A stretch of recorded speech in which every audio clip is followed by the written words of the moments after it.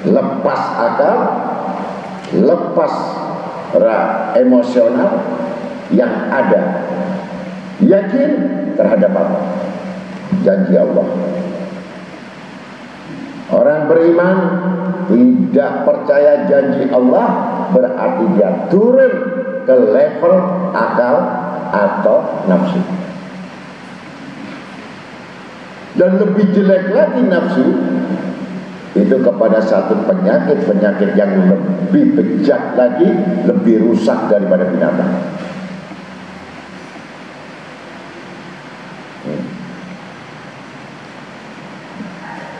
Kalau fakir, kalau miskin jadi kufur, kalau kaya jadi takabur, kalau sakit putus asa, kalau tua timbul menyesal. Tanda tidak? Pikirkan. Jangan dipikir orang fakir, orang miskin tidak cinta sama dunia. Hanya untuk memiliki tidak ada, kesempatan tidak ada, keinginan ada, tetapi kesempatan tidak ada, kekayaan tidak ada. Apa yang terjadi? Tulul amal, berangan-angan aja, andai kata saya jadi orang kaya, begitu saja sampai mati, dan itu dibawa sampai mati, akan dibawa seperti apa yang orang-orang beriman berangan-angan pada Tuhannya. Silahkan kamu berangan-angan, berangan-anganlah kepada zat Allah, berangan-anganlah kepada Rasulullah. Kamu akan mati, akan tampak yang diangan-angan. Jangan yang fata morgana yang kamu akan tinggalkan. Kuatnya iblis di antara emosional, akal. Ini iblis sebagai penguasa, karena tahu akal ini adalah cahaya pertolongan Allah. Maka sebelum pertolongan Allah, akal ini dihalangi oleh iblis. Itu yang disebut hijab. Siapa hijab itu? Siapa dinding itu? 249 ribu dinding hijab untuk menembus mengenal Allah. Ketika akal yang sudah bekerja untuk menguasai nafsu berontak, iblis menghalangi, maka pertolongan itu tidak ada. Yang ada, aku menolong kamu, kata iblis. Maka bergeraklah akal ini, bergeraklah nafsu ini dengan tanpa disadari oleh manusia itu sendiri. bahkan melakukan satu apapun yang sifatnya melampaui batas yang tidak disadari. Kalau mikir sampai stres gak sadar, kalau senang sampai melampaui batas gak sadar juga, kalau malas melampaui batas gak sadar juga. Ini semua peranan setan bin iblis laknatullah. Setiap kebaikan yang akan dikerjakan, setiap amal baik yang dikerjakan selalu terhalang. Siapa yang menghalangi? Akal bagus, nafsu mutmainah, nafsu bagus. Iblis yang gak siap. Jangan, nanti saja. Nah, nanti saja itu sudah pukulan yang paling berat. Berarti yang nanti itu kelalaian. Mereka adalah golongan orang-orang lalai. Kalau orang yang lupa itu orang kafir. Orang yang lalai adalah bentuk orang-orang yang benar-benar meremehkan agama Allah. Nah ini tadi ditingkatkan, mengingat mati, memperbanyak mengingat mati, sampai betul-betul kamu melihat dunia ini gak berharga. Selama kamu melihat dunia ini masih berharga, berarti kamu tidak berharga. Karena kalau kamu berharga, berapa tarifmu, berapa biayamu, berapa ongkosmu, itu masih terbaca. Kamu tidak berharga.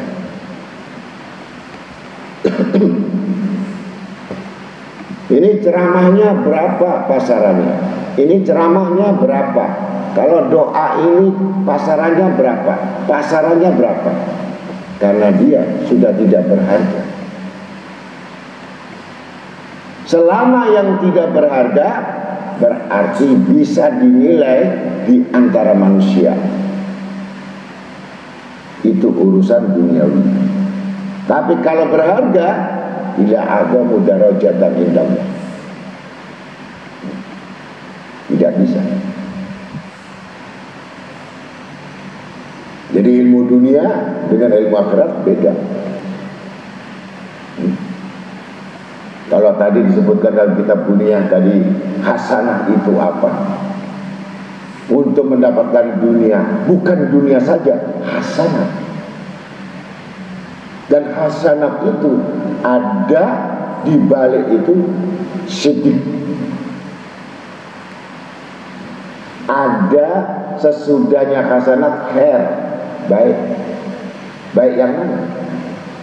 Hasanat adalah semua pemberian dari Allah adalah kebaikan. Dengan apa? Dengan ilmu. Ilmu apa? Ilmu yang dunia yang bersyariatkan kepada Nabi Muhammad SAW. Ilmu akhirat yang bersyariatkan kepada Nabi Muhammad. Baru hasanah.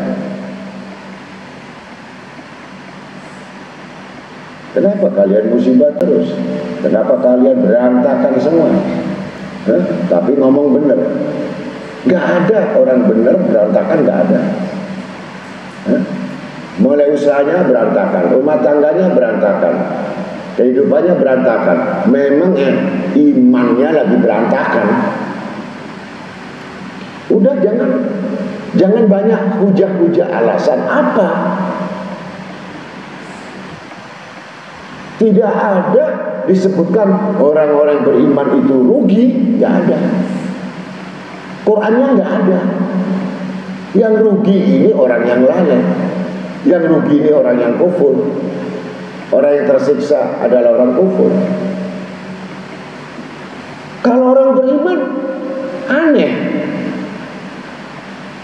Ayatnya yang salah, apa orang yang salah? Basyiril mu'minin bi anna lahum minallahi fadlan kabira. Satu ayat. Aku berikan berita gembira bagi orang-orang yang beriman.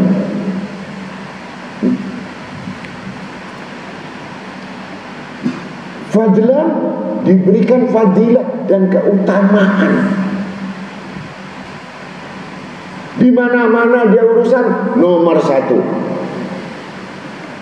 Dalam segala hal nomor satu.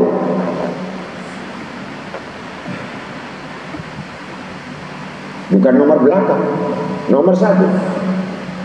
Kabira itu besar.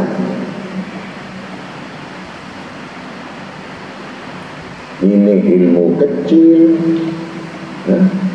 agama kecil, terus keutamaannya kecil, terus nggak ada kabir, nggak ada yang besar, kecil semua. Ra'i-ra'iyah, rakyat jelata saja.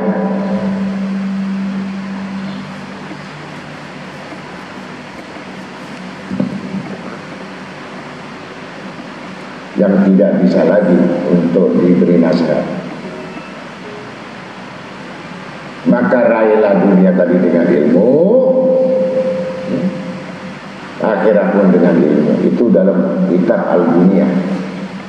Maka dibilangi sapu jagat. Dunia dia dapat, akhirat dia dapat. Raja di dunia, raja di akhirat.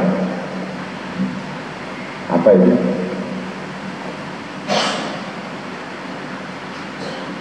Latihan kaya dulu. Bagaimana latihan kaya? Latihan mengisi hikmah hati ini, isi kaya dulu. Sampai kamu gak butuh sama makhluk, itu orang kaya.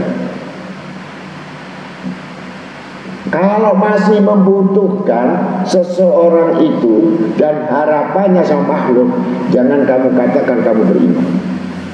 Kamu itu pendusta. Lepaskan tali ikatanmu yang menjamin kamu bukan manusia, yang menjamin kamu bukan orang kaya, yang menjamin kamu bukan orang yang mampu. Bisa jadi kamu berminyak-minyak, bisa jadi bermuka manis, tapi tidak berani menyampaikan yang benar karena takut kamu tidak dapat upah. Munafik.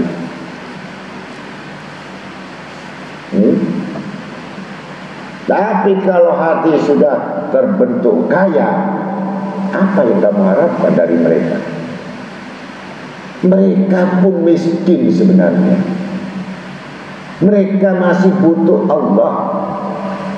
Bahkan mereka pun tidak ngerti agama. Bahkan dia nggak ngerti amal. Dia masih nangis perkara dunia. Kamu minta sama orang yang nangis dunia,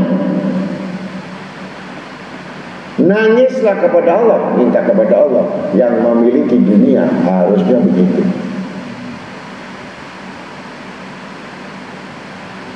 Ini kalau kita bicara Rabbana atina fid dunya hasanah wa fil akhirati hasanah wa qina adzabannar.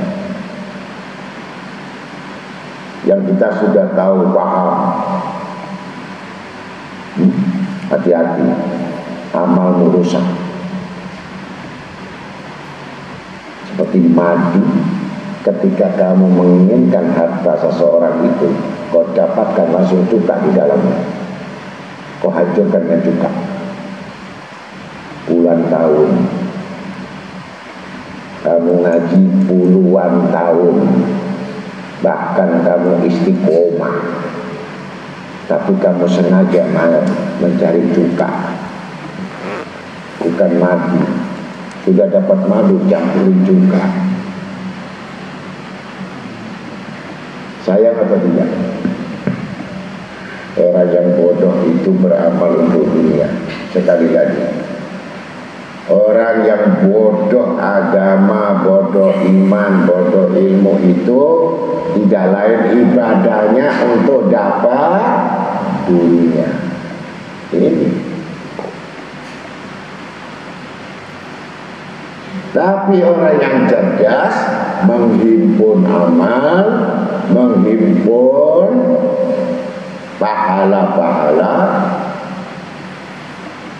dan tidak sibuk dengan apa yang diberi Tuhan.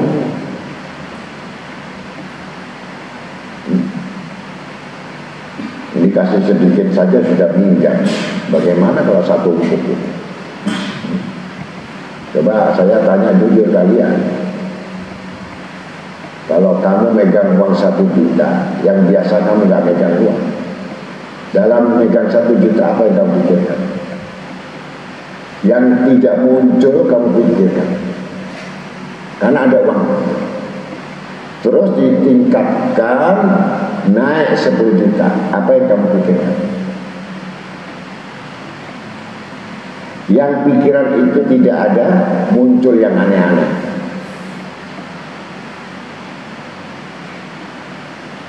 Ditingkatkan 100 juta, sudah bingung untuk mikir, beli ini, beli rumah nggak cukup, beli mobil nggak cukup, beli ini nggak cukup, gimana caranya nambah?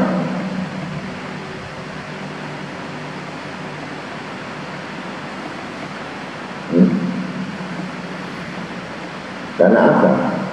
Kamu membutuhkan kekayaan berupa yang zahir. Kalau kamu penuhi hatimu dengan kekayaan, dengan banyak mengingat Allah, banyak berzikir kepada Allah, memandang Allah, mendengar Allah, jalan Allah, apa artinya 1 juta? Apa artinya 1 miliar? Apa artinya yang namanya 100 miliar? Orang udah kaya.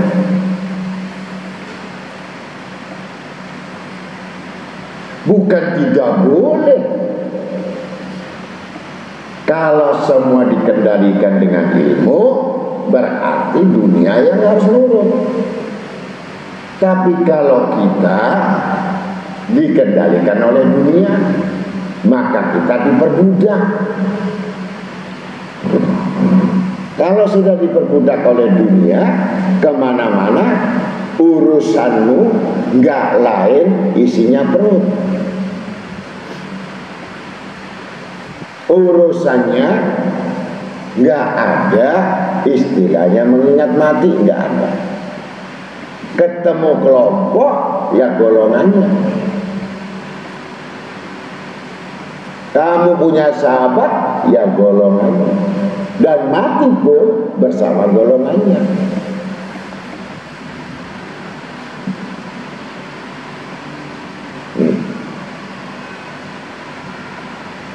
Maka harus dipahami arti zuhud, artinya berlimpah harta nggak masalah,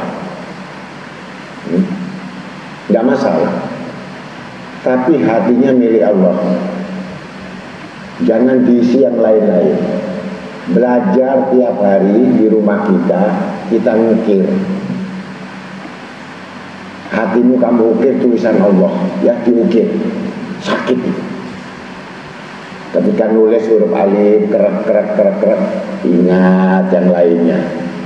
Turun lagi, perih, diukir.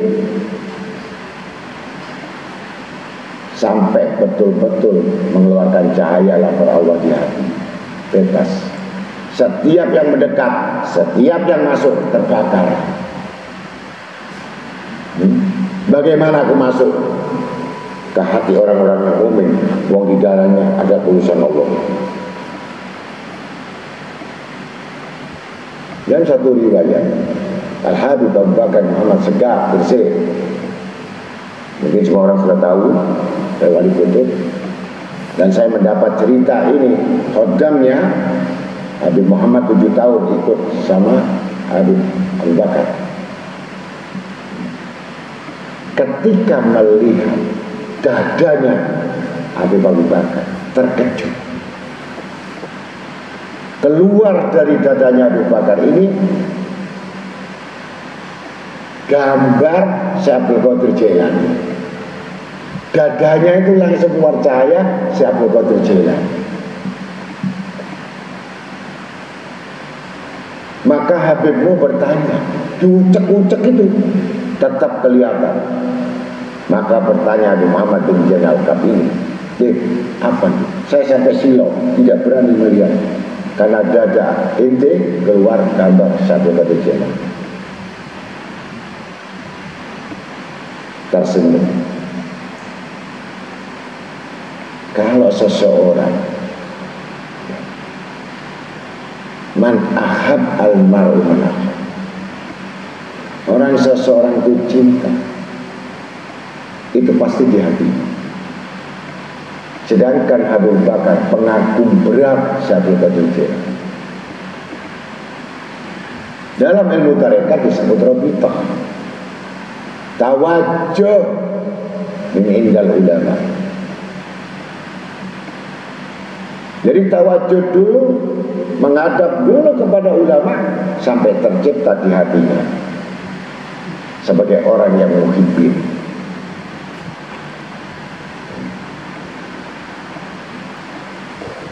Jadi yang mengalir terus di dalam hatinya sifatnya, perbuatannya, ucapannya, nasihatnya, semua ada, ibadatnya, amalnya tercetak.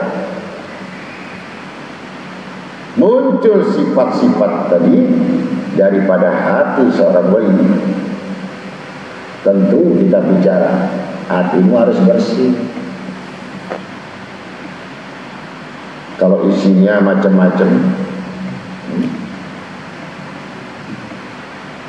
ya wali nggak masuk. Menginginkan karena nafsu nggak masuk, menginginkan karena akal nggak masuk. Tapi menginginkan secara nur masuk. Nur min nurihi, nur ala nur, dari cahaya masuk di sini. Iblis nggak masuk. Iblis masuk terbakar, nafsu masuk terbakar, nggak ada kesempatan. Maka nasib harus digunakan akal. Sekali lagi, kalau takdir gunakan doamu.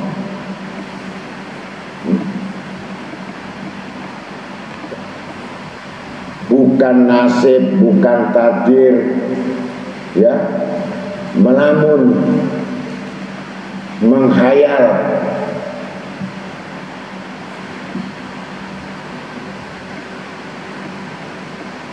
Pikirkan itu, sehingga Habib mau bertanya begitu. Disitulah menyatunya cintaku kepada wali kutub itu, sehingga sifat-sifatnya itu Allah memberikan sebagian kepadaku, sehingga diberikan pangkat kutub itu sesuai dengan mahabbahnya, cintanya, maka menjadi kutbiyah daripada jawiyah. Jadi kutub jawiyah adalah Abu Bakar Muhammad As-Segaf Gresik. Dan semua muridnya, ya, nggak ada yang nggak jadi wali, semua wali. Kenapa? Yang semua hatinya terpaut dengan kesolehannya, bukan terpaut kepada wajahnya yang ganteng itu. Sampai situ Juwairah terpotong tangannya karena gantengnya Nabi Yusuf. Itu syariat. Kalau gantengnya lagi Nabi Muhammad SAW, nurnya dititipkan kepada Nabi Yusuf, merubah semua jadi semua terpengaruh. Bagaimana ibunya nur? Kalau kamu nanti banyak semua wanita cantik, rondo kayak perawan, banyak sholawat, antri daftar sama kamu. Udah, asal betul-betul kamu sholawat satu hari 100.000. Kamu lirik amblas. Kenapa amblas? Karena langsung kamu kasih mobil Mercy. Maka dengan demikian lirikanmu saja adalah lirikan pantulan Nabi Muhammad SAW. Sholawatnya 100 saja merem-merem, baca 500 ogah-ogahan, tapi minta kaya, luar biasa. Dikit gak bayar minta kaya.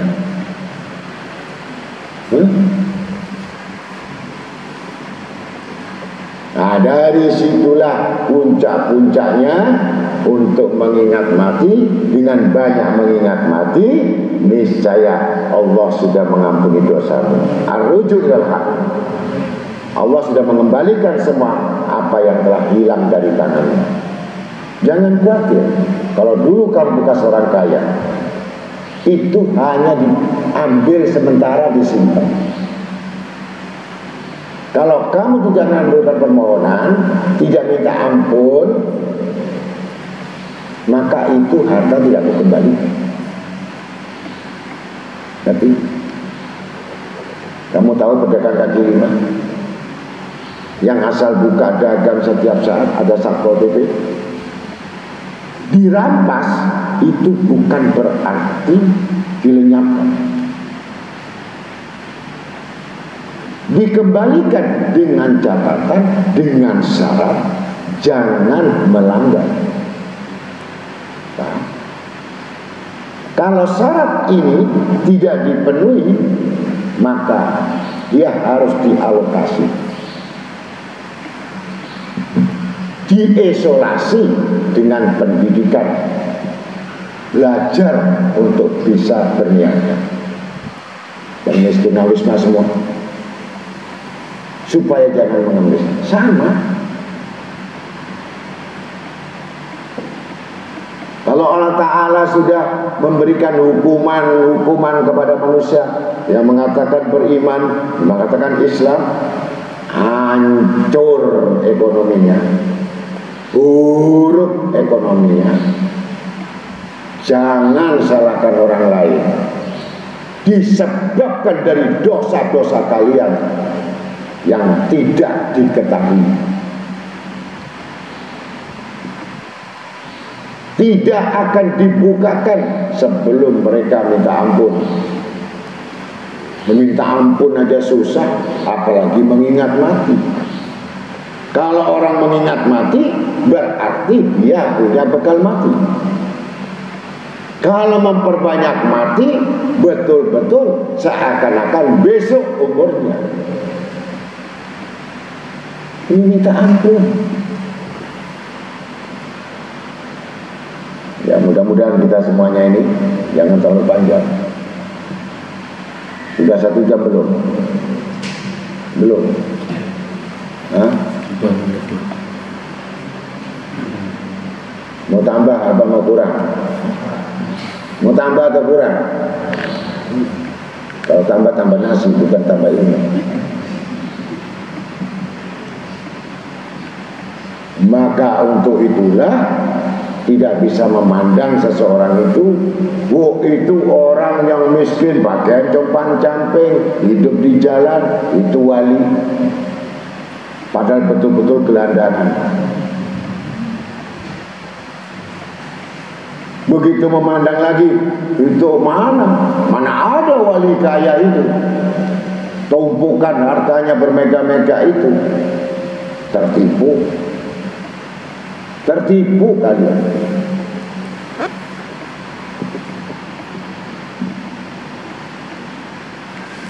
Karena semua diletakkan, apakah betul-betul al-abid ini, al-ibadah, al-ilim ini, dia zuhud terhadap dunia,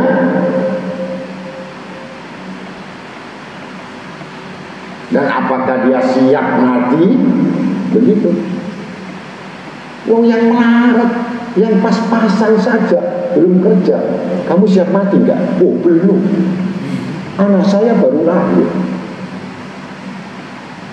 masih takut mati. Baru melarat 1 bulan itu, nggak bisa makan, lapar, masih takut mati. Apalagi orang yang berlebihan, orang yang kaya, duitnya banyak di bank, ya, mobilnya banyak, rumahnya banyak, istrinya banyak, anaknya banyak, ditawarin, siap mati. Naudzubillah min dzalik. Biar aku sampai di kursi roda, gak masalah, asal aku sehat. Terus gimana harapanmu pada Tuhanmu sebenarnya? Terus berkata lagi, saya belum siap, amal saya nggak ada, sangu saya nggak ada, ibadah saya nggak ada. Udah tahu nggak punya sangu, nggak mencari sangu. Udah tahu kalau bodoh nggak mau belajar. Udah tahu bahwa dia itu amalnya sedikit, tidak nambah amal. Apakah sekedar bertanya? Apakah Allah yang merubah nasibmu atau Allah merubah takdirmu?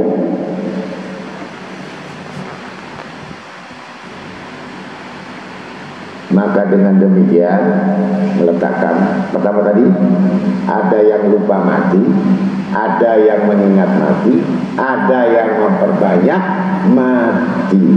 Yang paling beruntung memperbanyak mengingat mati. Satu, dapat pengampunan.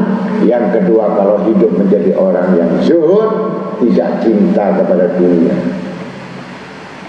Jangan sekali-kali dunia meletakkan kepalamu, itu pusing kepala kamu. Orang stres itu disebabkan beban berat dunia di kepala. Kena buyur 16. Kalau dunia diletakkan di kaki, cuman geli. Injak saja. Pernah lihat bola? Ya Hamid Pasuruan. Mungkin hanya tahu ya Pasuruan. Sampai ngundang pemain Brazil, Pelé, kaki emas. Zaman dulu berapa ribu dolar, 15.000 dolar untuk mendatangkan, khusus ke Pasuruan. Ini banyak orang nggak tahu. Untuk apa seorang wali mendatangkan itu Pelé? Semua santri salah satunya adalah teman saya yang cerita, murid senior. Akhirnya Pelé di halamannya, bukan di lapangan, halaman. Coba mainkan bola, akhirnya bola dimainkan, kaki kepala sampai dengkul sampai keker puter-puter gitu, gak jatuh-jatuh yang namanya bola, gak kena tangan sama sekali. Padahal sudah mengalir di sini, itu kembali ke leher, kembali ke kaki, sampai ke belakang, terus berputar-putar sampai setengah jam lebih. Bayar berapa? 15.000 jam 1. Ya mungkin 15.000 dolar. Hanya setengah jam. Hotelnya dijamin sama makannya untuk memberikan pelajaran hikmah kepada murid-muridnya. Ditanya sama muridnya, kamu tahu maksud kiai ini ngundang ngerti tole? Nggak ngerti, tidak apa. Ya ini senang bola. Itu pandangan yang pijik itu adalah sesuatu apa yang dilakukan orang alim ikut-ikutan. Ini taklid buta. Padahal itu pemahamannya sangat dalam. Ngerti? Inilah aku undang. Berapa mahalnya yang disebut kaki emas ini? Zaman dulu paling mahal dari Brasil ini kalau bola bayarannya paling tinggi. karena pencetak gol yang paling banyak dan bisa mainkan bola dengan indah. Akhirnya dikumpulkan semua santri-santri, kamu tahu, kalau orang sudah berani mengurusi dunia, ya, dan siap untuk menghadapi dunia, maka harus tahu risikonya.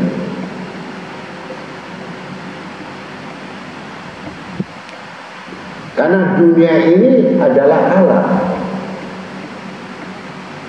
Dunia itu bukan jaminan, alat dan sarana hidup.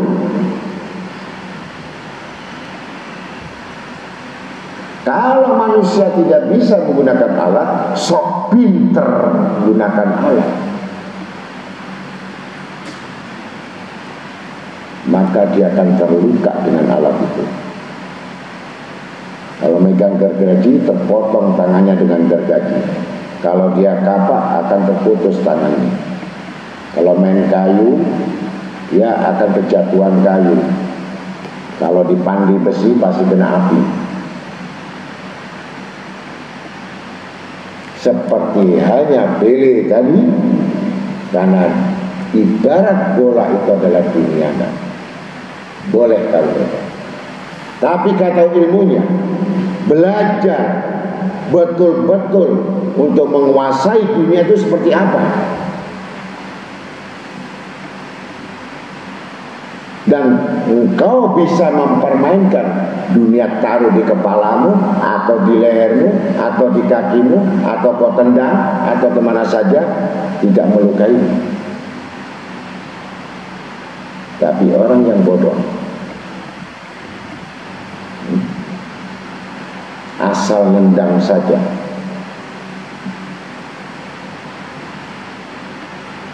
akhirnya bukan yang ditendang itu bola, tapi tangan, maka luka. Kemudian kalau dia main bola, seakan-akan bola itu digiring rebut sendiri, tidak sampai pada tempatnya, maka dari belakang dihantam oleh musuhnya, patah. Itulah orang serakah. Dunia pasti disikat. Tapi kalau orang yang cerdik, dia dapat dunia, lempar, dipermainkan semua orang yang bodoh tadi dengan dunia. Diburu sana nggak kena, ternyata di sana. Diburu ke sini nggak kena, ternyata di sana. Sampai langsung ke gawang. Permainan cantik, yaitu kesebelasan. Apa kesebelasan? Menguasai Islam 5, rukun Islam 5, menguasai rukun iman 6, kesebelasan kerjasama yang baik. Kalau Islam yang buruk, sembahyangnya buruk, imannya lagi nggak ngerti, kesebelasan apa? Itu main bola saja yang tidak perlu masuk kontingen. Andai kata sudah masuk kontingen, cuman serep, nggak pernah kepake, serep.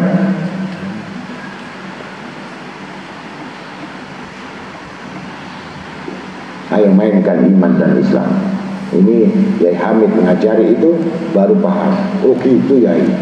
Apalagi kamu agama, apalagi kamu jurusan salafiyah ini, jurusan akhirat, nggak boleh mikir aja, nggak boleh. Apalagi kepingin mikir dunia, nggak boleh. Apalagi menginginkan, apalagi ngejar. Udah leren enak, gak usah ngaji.